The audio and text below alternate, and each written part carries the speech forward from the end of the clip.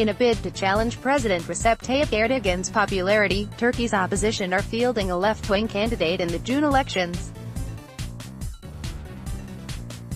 The Republican People's Party (CHP), a secular group founded by Mustafa Kemal Ataturk, are hoping to reverse electoral fortune after party chief Kemal Kilicdaroglu decided not to run against Erdogan, and instead put forward Muharrem Ince, a senior MP.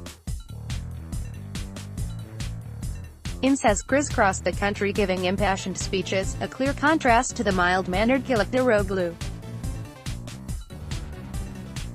"I want to reunite and reconcile this nation, bring it under one big umbrella," Ince promised at a pre-election rally in Çorum, an Anatolian city east of Ankara. Ince criticized Erdogan's polarizing rhetoric, saying he will not be a ranting and raving leader, and has since made a marked push to not wave CHP banners but only Turkish flags.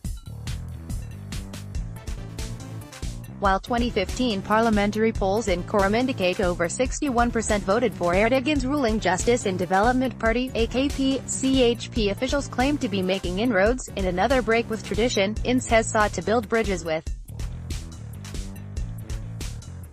groups who for years have been well outside the CHP's regular support base. In one of first acts as candidate, he went to meet Selahattin Demirtas, the imprisoned presidential candidate for the pro-Kurdish People's Democratic Party (HDP).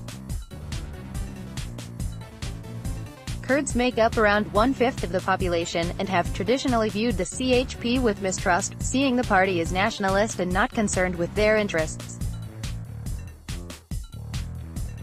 Symbolically, Ince's first election rally was in Edirne, Thrace, close to the border with Greece, but his second was in Hakkari, a Kurdish-majority city at the opposite end of the country on the border with Iraq and Iran.